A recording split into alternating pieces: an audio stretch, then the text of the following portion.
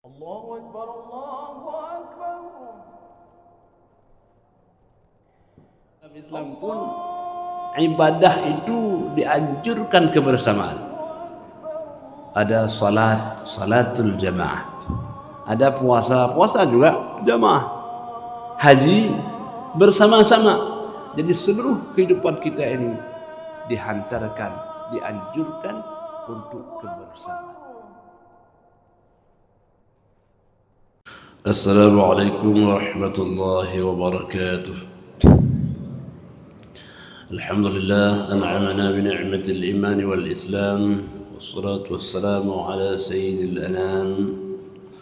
Allahumma salli wa sallim ala sayyidil mursalin imamil muttaqin wa ala alihi wa ashabihi wa man tabi'ahu bi ihsan ila yaumiddin. فقال تعالى في كتابه الكريم: أعوذ بالله من الشيطان الرجيم. بسم الله الرحمن الرحيم. يا أيها الناس اتقوا ربكم الذي خلقكم من نفس واحدة وخلق منها زوجها وبث منهما رجالا كثيرا ونساء واتقوا الله الذي تساءلون به والأرحام إن الله كان عليكم رقيبا. Mari kita bersyukur kepada Allah Subhanahu wa ta'ala atas nikmat al-ijad dan nikmat al-imdad. Nikmat al-ijad karena Allah telah mengadakan kita sebelumnya tidak ada. Dan nikmatul imdad karena Allah memberikan semua kebutuhan kita dalam dunia ini agar kita bisa mengabdi dan beribadah kepadanya. Salawat dan salam kita sampaikan kepada junjungan alam baginda Rasulullah sallallahu alaihi wasallam, Sayyidil awalin wal akhirin, imamil muttaqin. Walau tak pernah berjumpa dalam dunia, semoga kita bersua di mahsyar kelak nanti. Hadirin para guru kami dan semua pendengar Radio Baitur Rahman, Radio RRI dan semua yang dapat menjangkau dalam penyampaian kajian pada subuh yang sangat mulia ini. Allah Subhanahu wa ta'ala memberikan tuntunan kepada manusia, bimbingan dan arahan. Karena yang pertama, manusia adalah makhluk sosial yang hidup dalam kebersamaan, membutuhkan ikatan arahan dari Allah Subhanahu wa ta'ala agar setiap individu terjaga hak dan kewajibannya, agar menjadi makhluk manusia yang tentram dan damai dalam hidupnya. Kemudian karena manusia adalah rahmati Allah Subhanahu wa ta'ala, ada kecenderungan mencintai sesuatu yang bersifat material, dan manusia ada gharizah, ada bawaan dalam hidupnya untuk hidup lebih tenang dan tentram, sehingga manusia ini yang rahmati Allah tidak bersifat melampaui batas. Innal insana liyatagha ar-ra'ahu istaghna.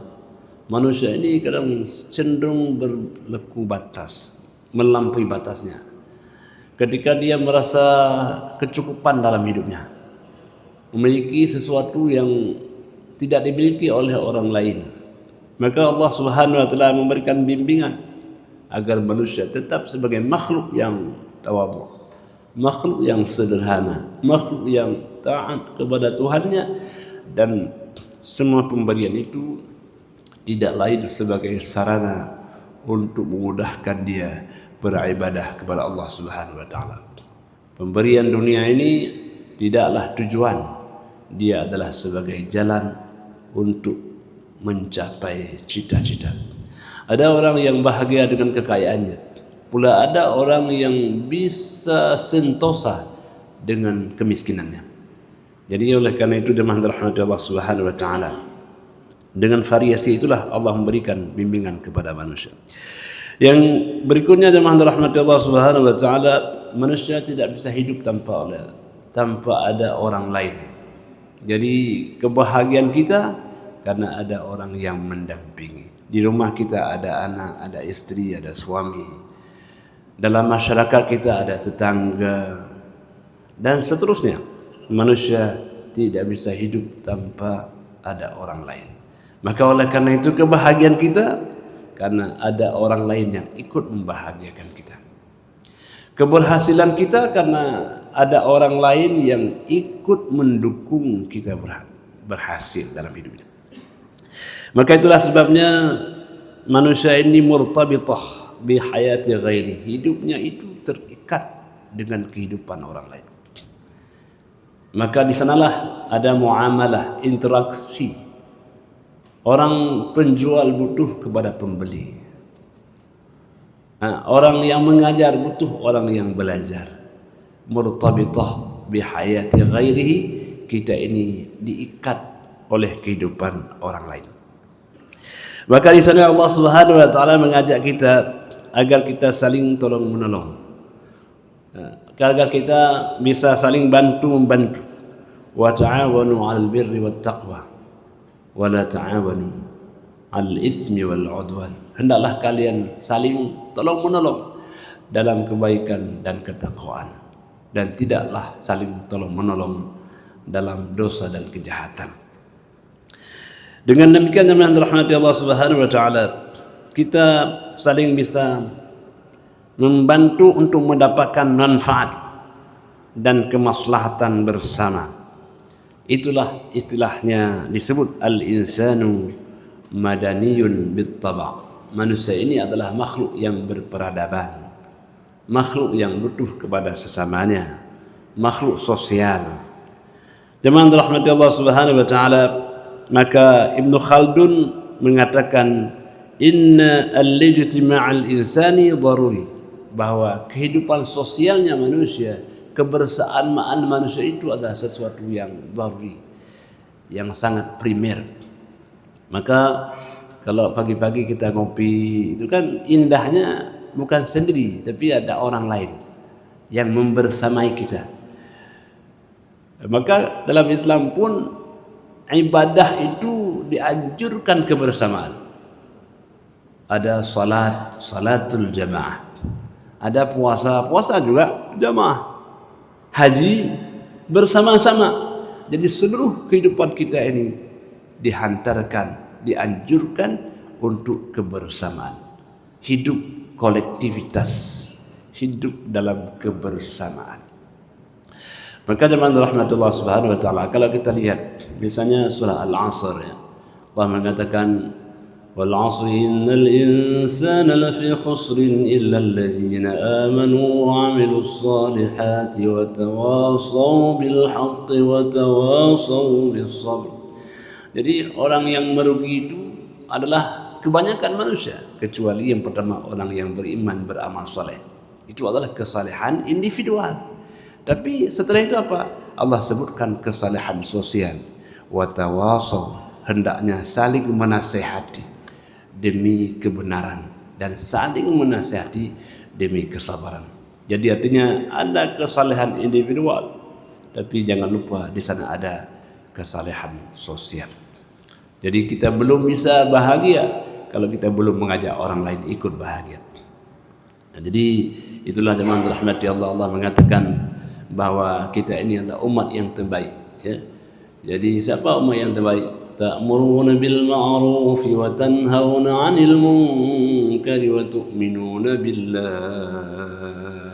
Ketika kita bisa mengajak kepada yang ma'ruf, ketika orang bisa mencegah daripada yang mungkar, dan ketika orang beriman kepada Allah Subhanahu wa taala. Pilar-pilar kebersamaan ini memang dihantarkan dalam agama kita. Hamba Allah yang dimuliakan oleh Allah Subhanahu wa taala, maka oleh karena itu bahwa manusia adalah makhluk sosial, al-insanu madaniyun bit-taba'. Jadi kecenderungan kita untuk hidup bersama ini luar biasa. Sejak kita lahir, kita tidak bisa dilahirkan oleh orang tua kita tanpa orang lain. Di sana ada bidan, ada mertua, ada orang lain yang mendampingi. Waktu orang meninggal pun dia tidak bisa meninggal sendirian. Dia ada orang yang memandikan, ada orang yang mengkafani, ada orang yang menyalatkan, dan sampai dihantarkan ke kuburan tetap dia tidak bisa lepas daripada kebutuhan kepada orang lain. Nah, inilah indahnya kalau kita bisa hidup dalam kebersamaan.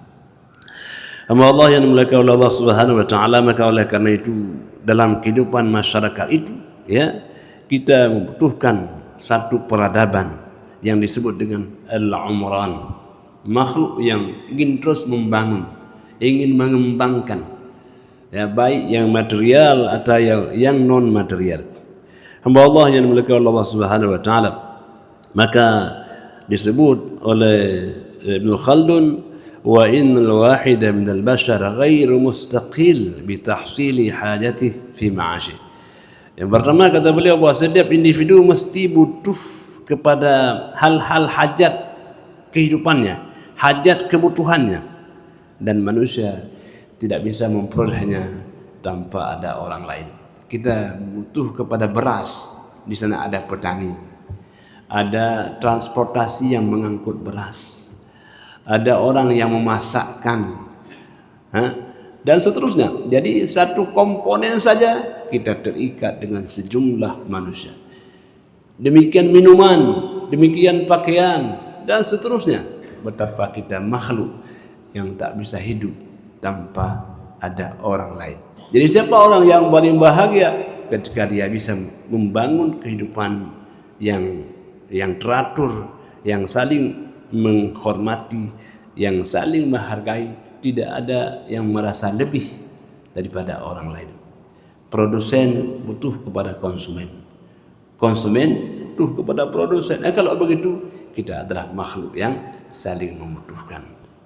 Jadi jemaah dirahmati Allah Subhanahu wa taala, maka filosofinya Allah sengaja menghidupkan manusia, melahirkan manusia dengan terikat kepada orang lain. Beda dengan makhluk, misalnya katakanlah makhluk, kalau katakanlah misalnya kambing, kalau dia lahir dia bisa mandiri. Itik juga begitu, langsung bisa berenang. Burung menetas langsung bisa terbang. Manusia tidak, jangankan berjalan, membuka mata pun tidak sanggup. Jadi begitulah kelemahan manusia.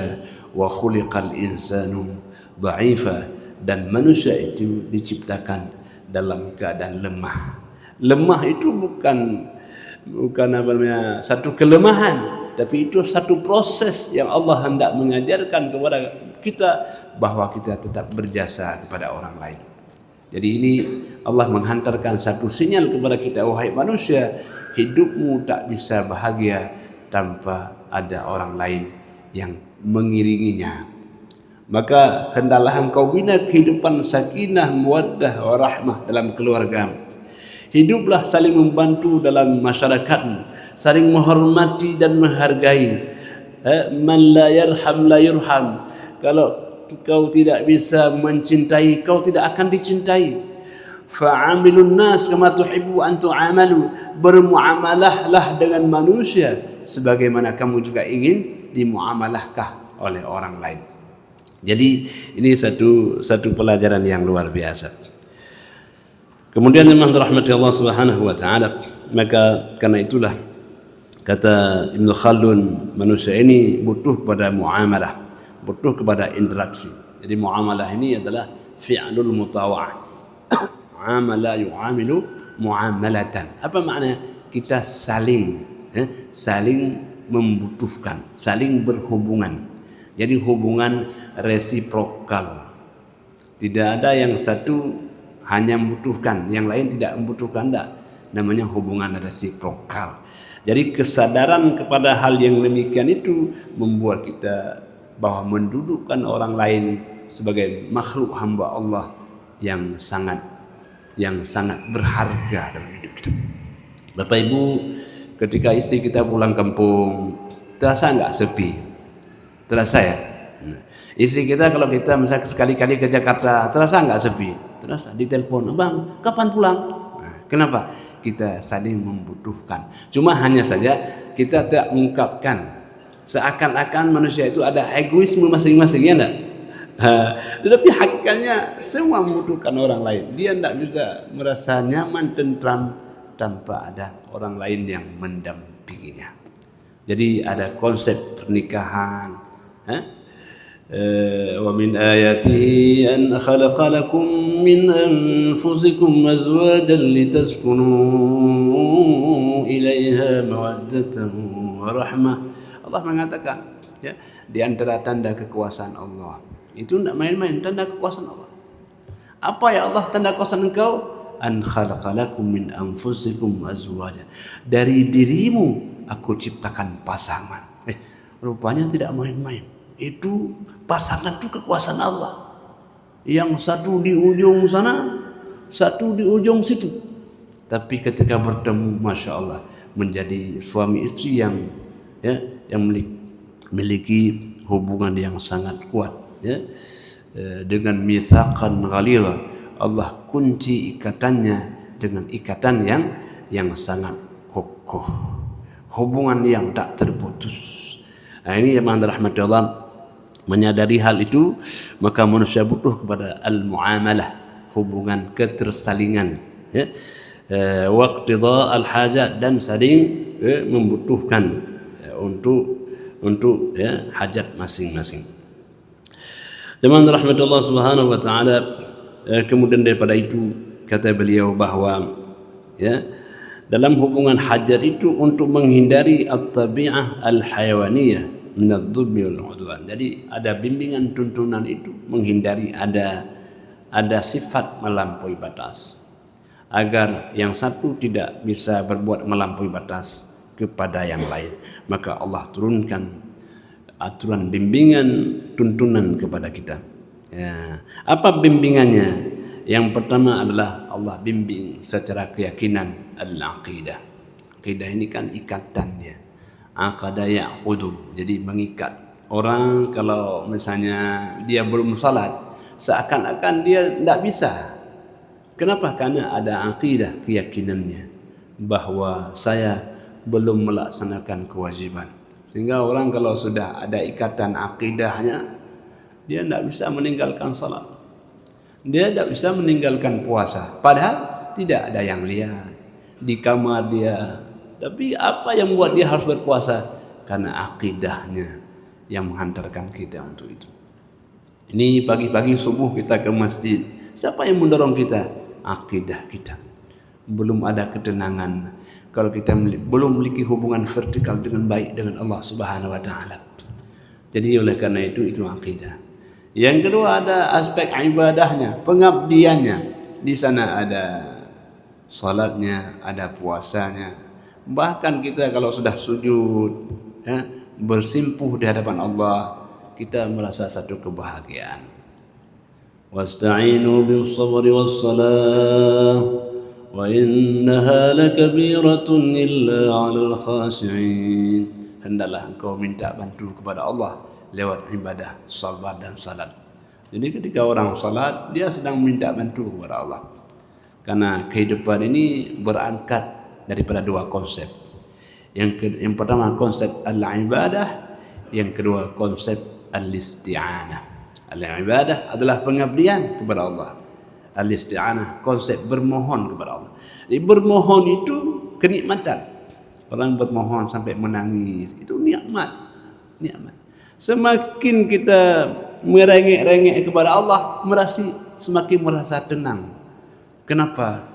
Memang hanya kepada Engkau ya Allah yang layak kami bermohon.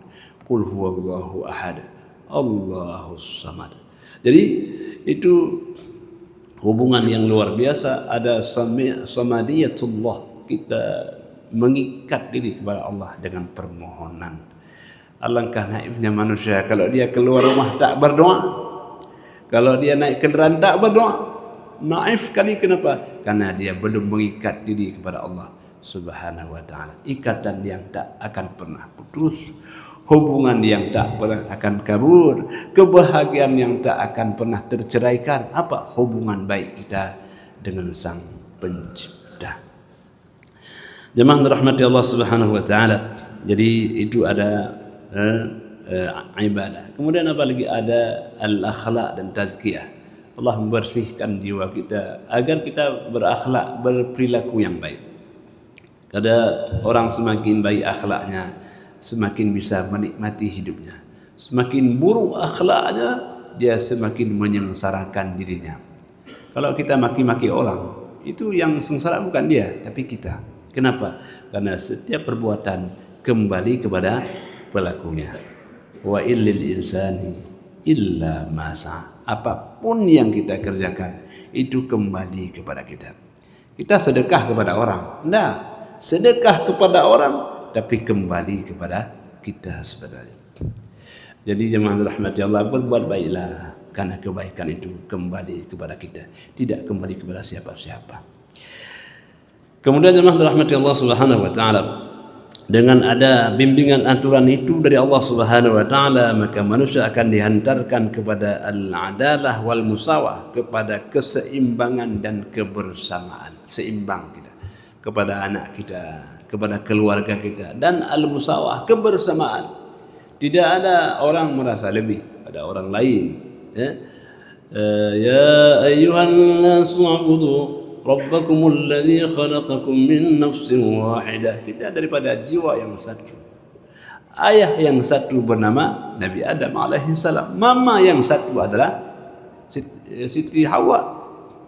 Jadi kita merasa kita sebagai manusia berangkat daripada orang tua yang satu, Adam dan Hawa. La fadla li arabiyyin wala ajamiyyin illa bitaqwa. Tidak ada lebih orang Arab, tidak orang Ajam, kecuali nilai-nilai ketakwaan kepada Allah. Kapan kita lihat? Lihatlah ketika ibadah haji. Siapa orang yang kenal kepada kita? Tidak ada yang kenal. Ya Allah, hanya Engkau yang kenal aku, ya Allah. Dan aku hanya mengenal Engkau, ya Allah. Di hari itu, ya Allah, semua orang berpakaian putih sama. Tak bisa kita bedakan. Di rumahmu yang mulia ini tidak ada yang berbeda. Yang berbeda hanya siapa yang paling bertakwa kepadamu. Maka orang yang naik haji itu miniatur akhirat. Begitulah kira-kira nanti kita menghadap Allah di akhirat kelak nanti. Tidak ada perbedaan kecuali orang yang menghadap Allah dengan membawa hati. Yauma la yanfa'u malun wala banun illa man atallaha biqalbin salim. Hari itu tidak akan memberikan manfaat harta dan anak-anak kecuali orang yang menghadap Allah dengan membawa hati yang salim, hati yang sehat, hati yang tenang, hati yang tidak ria, hati yang tidak takabur. Inilah orang yang tenang di yaumul mahsyar kelak nanti. Jadi oleh karena itu hidup membawa hati dan meninggal juga membawa hati. Jadi hidup ini kalau kita bawa hati yang tenang itu di mana-mana enak kita. Jadi makanan itu bukan hanya makanannya yang enak, tapi karena hati yang enak. Coba kalau makanan itu kita tempatkan ini enak ya. Ubi rebus pun enak. Kenapa? Karena hati tadi enak. Tapi kalau lagi tidak enak, lagi bertengkar suami istri, itu walaupun seenaknya makanan akan dikurangi oleh hati yang tidak enak. Maka perbaiki hati, jaga kejernihannya, kebersihannya, jangan kotori dengan maksiat kepada Allah Subhanahu wa taala, dengan akhlak yang tidak baik. Maka bersihkan tiap hari dengan satu sampo yang bernama astaghfirullah. Jadi wa idza fa'alu fahishatan, kalau dia sudah berbuat salah jahat, dzakarullah, dia langsung ingat kepada Allah. Fastaghfiru li dzunubihim wa man yaghfiru dzunuba illa Allah.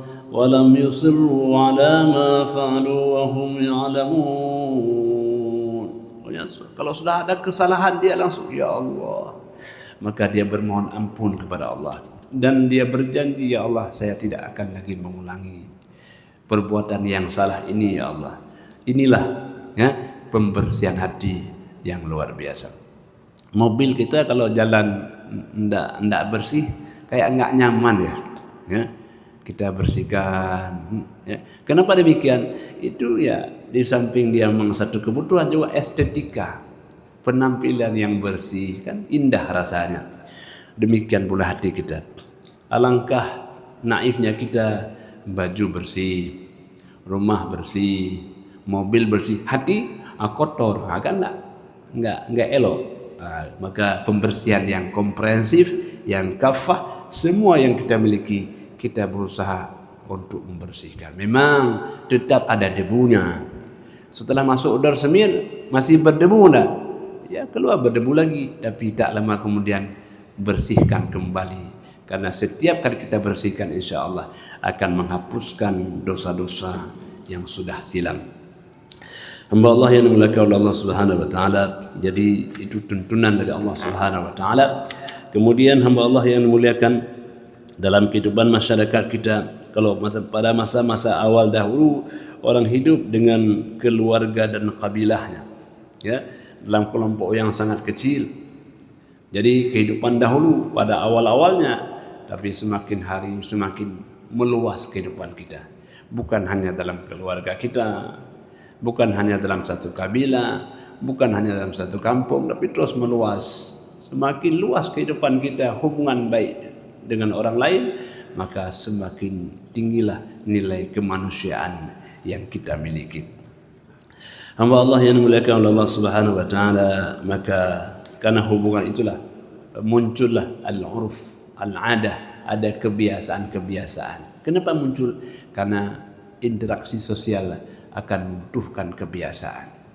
Jadi makanya ada ikatan antara syariat dan adat, ya. Jadi adat dengan hukum lagi zat dengan sifat. Orang kalau hari-hari awal Idul Fitri mendatangi orang tuanya, ya adat, ya syariat, ya.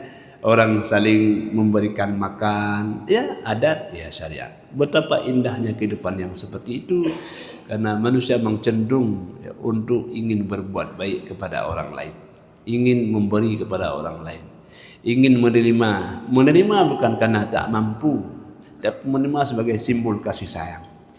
Orang kalau diberikan makanan oleh orang lain, apakah dia tak mampu beli? Mungkin lebih mampu, tetapi menerima itu satu kebahagiaan juga.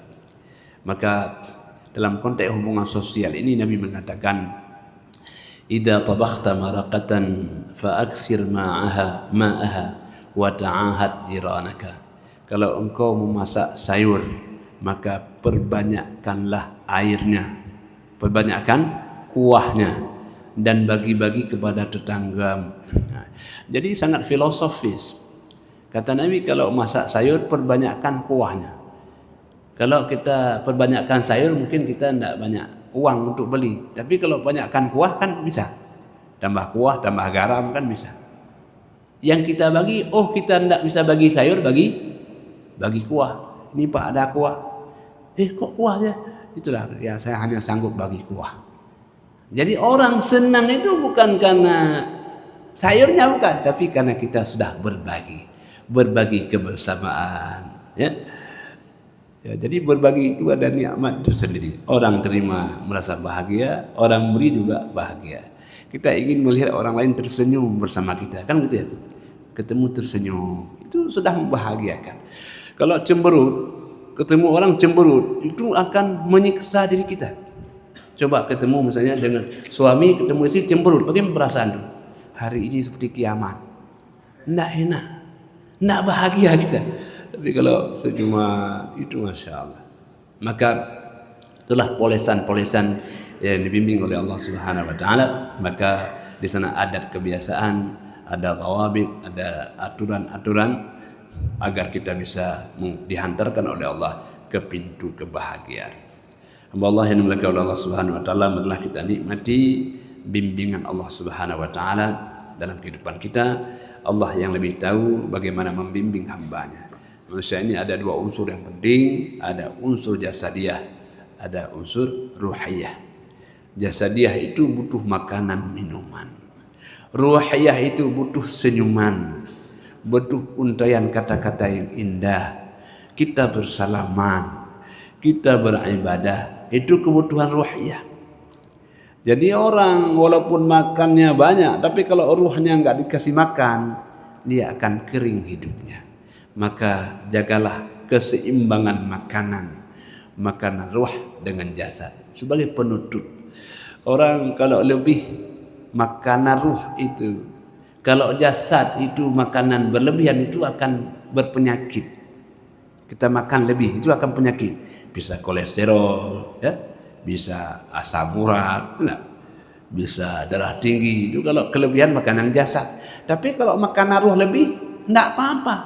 Kita sholat wajib ada sunat, bisa lebih bahagia mungkin.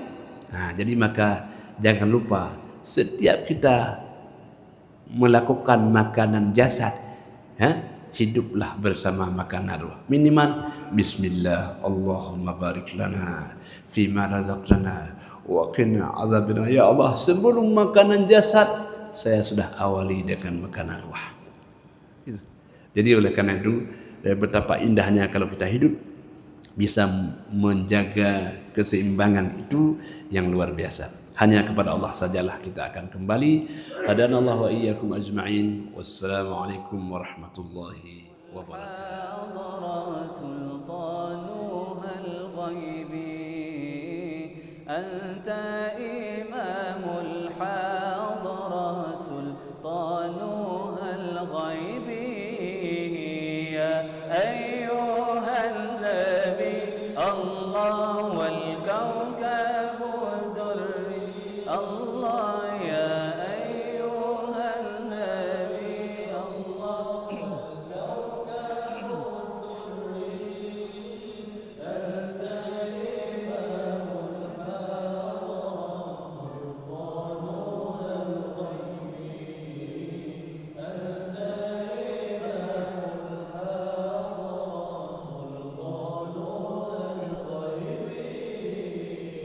فإني عبد حملي ثقيل فإني عبد حملي ثقيل ولي ذنوب مثل الرمال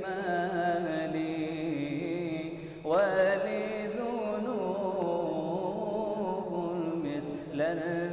الرمال يا أيها النبي الله والكوكب الدري الله يا أيها النبي الله والكوكب